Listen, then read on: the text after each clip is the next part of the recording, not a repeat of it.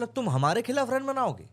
हमने तुम्हारे 2 विकेट ले लिए थे, ओपनरों को बिल्कुल जीरो पे आउट कर दिया था, और उसके बाद तुम हमारे खिलाफ तब भी 400 ज्यादा रन बनाओगे? हमारी 300 रन की लीड को भी उतार दोगे, उसके बाद हमारे सामने सेंचुरी पे सेंचुरी ठोकोगे? अरे भाई, हम अंग्रेज हैं जो तुमसे लगान लिया करते थे, और तुम तो यहाँ पे हमारी बजा रहे हो। हम नहीं बजाने देंगे, चलो हमसे जल्दी जल्दी हाथ मिला लो और वापस जाओ, बात खत्म करो, ड्रॉ पे खत्म करते हैं मैच। माना कि हम लोग बेसबॉल बेसबॉल चिल्लाकर ड्रॉ के लिए नहीं खेलते, लेकिन नहीं, अभी तुम जिस तरीके से हमारी बेइज्जती कर रहे हो, तुमको हमसे हाथ मिलाना पड़ेगा, वरना तुम सोच लो। ये हालत थी बेन स्टोक्स की। इन लोगों को इनका ईगो टूटते हुए देखना अच्छा नहीं लग रहा था। लॉर्ड्स में तुम लोगों को बैटिंग करने नहीं आना है, यहां पर तुमको बॉलिंग करने में दिक्कत हो रही है। मतलब आप बता दो कि आईसीसी के रूल से हमको क्रिकेट खेलना है, या फिर बेन स्टोक्स का जो मोरल कंडक्ट कहेगा उस हिसाब से खेलना है? मतलब गजब का चुस्पा है भाई, मैं सिर्फ यही कहूंगा। और सही किया वहां पर जडेजा ने, सही किया वहां पर सर जडेजा ने, जो इन लोगों से हाथ नहीं मिलाया और इनसे पूरा का पूरा लगान वसूल लिया।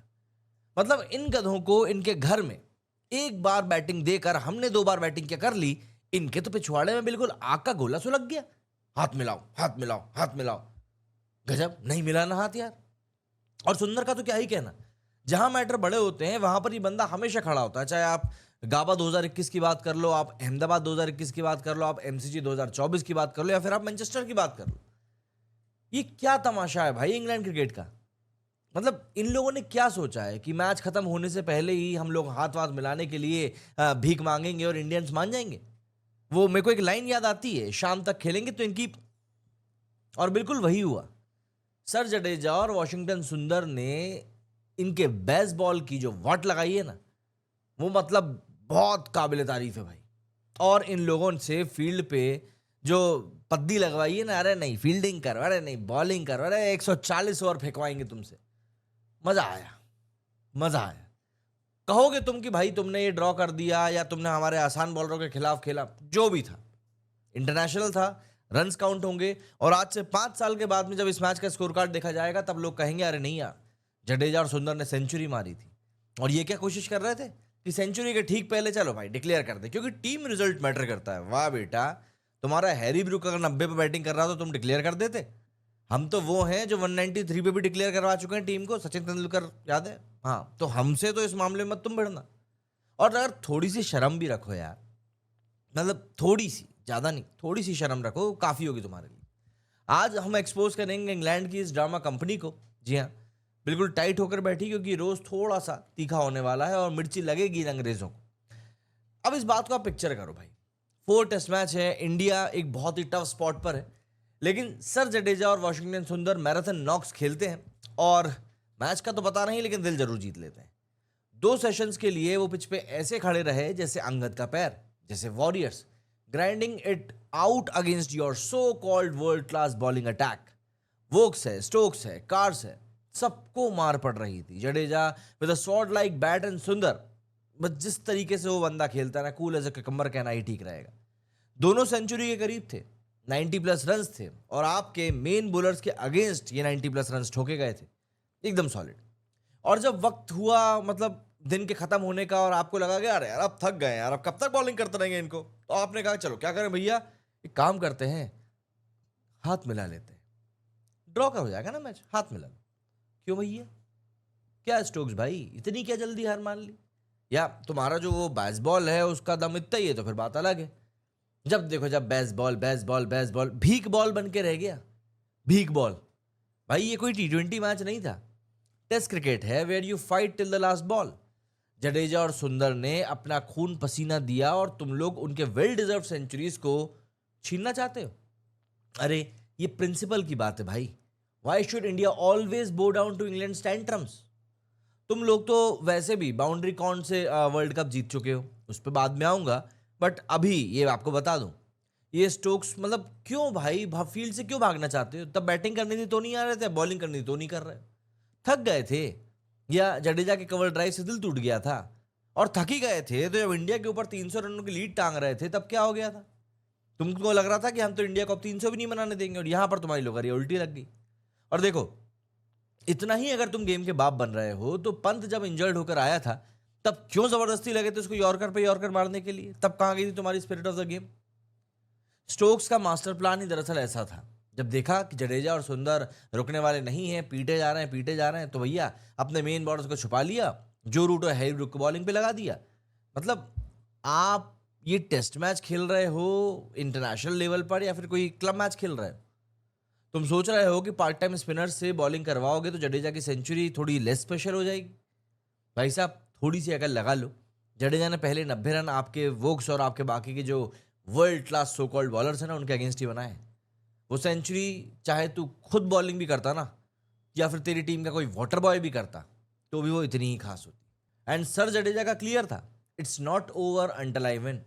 और विन क्या, उन्होंने तो भाई यहाँ पर दिल जीता है। ये हैंडशेक का जो पूरा ड्रामा हुआ ना, ये रूल 420 था in the spirit of Ben Stokes book, है ना। आप भिखमंगाई कर रहे हो और बोल रहे हो अरे तुम तो गलत खेल रहे हो। मतलब एक तो चोरी, ऊपर से सीना चोरी। हमारे लड़कों ने पूरा दिन पसीना बहाया और जब तुमको हार दिख गई कि भैया अब तो हम जीत ही नहीं सकते, तब हाथ जोड़कर भीख मांगने आ गए, रोना शुरू कर दिया। मतलब तुम लोग जब आउट प्ले हो जाते हो तब तुमको खेलना नहीं होता। तुम लोग तो बोलते हो ना कि बेसबॉल की वजह से तुम ड्रॉज को एक्सेप्ट नहीं करते। फिर ये कौन सी भीख मंगाई थी? इंडिया के सामने ड्रॉ के लिए रोना, हाथ मिलाने के लिए भीख मांगना, ये कहाँ का तुम्हारा बेसबॉल है भैया? और एकदम ठीक किया भाई जड्डू ने कि तुम्हारी एक ना सुनी और अपनी बात पे अड़ा रहा। ये है असली इंडियन स्पिरिट। हम ना झुकते हैं और ना रुकते हैं। अब अगर हम बात करें इंग्लैंड के डबल स्टैंडर्ड्स की, तो ये वही टीम है जो 2019 में बाउंड्री काउंट के रूल से ओडीआई वर्ल्ड कप जीती थी। बाउंड्री काउंट, एक ओवर थ्रो डिफ्लेक्शन ने तुम्हें वर्ल्ड कप दिला दिया, और अब तुम जडेजा के सेंचुरी पे उंगली उठाने की ऑडेसिटी रख रहे हो। अगर हम उस वर्ल्ड कप का केस रिवर्स करें तो क्या स्टोक्स भाई एग्री करेंगे? बताओ। मतलब एक बार को दिमाग पे जोर डाल के खुद ही सोच कर देखो, एग्री करते हो कि नहीं करते? नहीं ना। तो फिर ये मोरल हाई ग्राउंड क्यों ले रहे हो? तुम लोग तो उस दिन स्पिरिट ऑफ द गेम का रोना नहीं रोए, तो जब स्टोक्स के बैट से बॉल लगकर बाउंड्री की तरफ चली गई थी और तुम लोग गलती से वर्ल्ड कप जीत गए थे, तो अब क्यों रोना? और अब देखो, जब इंडिया ने तुम्हें पूरे दिन पिच पे रगड़ाई करी है, तुम लोग फील्ड पे मतलब छुपे छुपे घूम रहे थे कि यार क्या करें क्या करें, विकेट तुमको मिल नहीं रहे थे, तब तुमने क्या किया कि भैया हमको तो भागना पड़ेगा। मतलब look at the condition of your baseball team begging to shake hands. ये है तुम्हारा एग्रेसिव क्रिकेट का दिखावा। जैसे ही अपनी पे आई, जैसे दुम के ऊपर पैर पड़ा, बस बिलबिलाने लगे। जब जडेजा और सुंदर ने तुम लोगों को आउटक्लास करना शुरू किया, तुम्हारे बॉलर्स को पेला, तब तुमने पार्ट टाइम बॉलर्स डलवा दिए और सोचा कि चलो भैया सेंचुरी को चीप कर दिया जाएगा। भाई सेंचुरी सेंचुरी होती है। जडेजा ने तुम्हारे मेन बॉलर्स को धोया है, पीटा है, और तुम लोग अब इस तरह का रोना धोना दिखा रहे हो। इसलिए इसीलिए दुनिया तुमको इस समय क्राई बेबीज बोल रही है। शर्म कर लो, थोड़ी सी शर्म कर लो। ये मैच स्टैट्स या रिकॉर्ड्स के बारे में कभी था ही नहीं भैया। ये प्रिंसिपल्स की बात थी। जडेजा और सुंदर ने 2 सेशंस तक अपना दिल और जान लगाया था। उनका सेंचुरी उनका हक था और इंडिया ने उनके लिए स्टैंड लिया, लगान वसूल किया है। हम क्यों हर बार इंग्लैंड के रूल्स के साथ में खेलें भाई? क्यों जरूरी है क्या इनके सामने झुकना? भाई ये कोई 1857 नहीं है। अब हम अपनी जमीन पे अपनी शर्तों पे खेलते हैं और तुम्हारे घर पर आकर खेलेंगे तब भी अपनी शर्तों पर खेलेंगे। टीम इंडिया ने साफ तौर पर दिखा दिया है कि हम ना झुकेंगे और ना हम डरेंगे।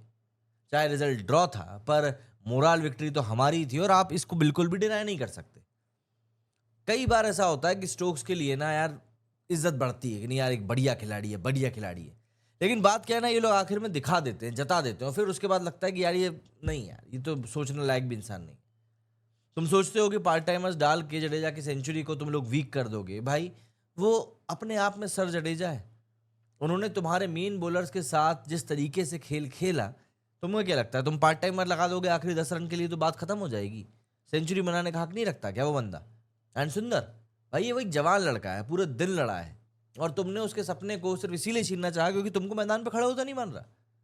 ये इंडियन टीम है, हम लास्ट बॉल तक खेलेंगे और हम पूरा मैच खेलेंगे। बल्कि मुझको तो ये लग रहा है कि गिल ने बाकी के बचे हुए और भी इनको क्यों नहीं खेलने दिया। पूरा खेलना था भाई, पूरी बॉलिंग करानी थी सालों से। तो इंग्लैंड, एक बात आप समझ लो, अगली बार जब फील्ड पे आओ तो थोड़ी सी हिम्मत लेकर आना। हैंडशेक के लिए भीख मांगने से पहले याद रखना कि इंडिया के सामने तुम्हारी बेसबॉल की हवा किस तरीके से निकली थी। जडेजा और सुंदर ने तुम्हें दिखा दिया कि असली क्रिकेट कैसे खेला जाता है, और हम फैंस, हम अपनी टीम के साथ हैं, हर बॉल, हर रन, हर सेंचुरी पर।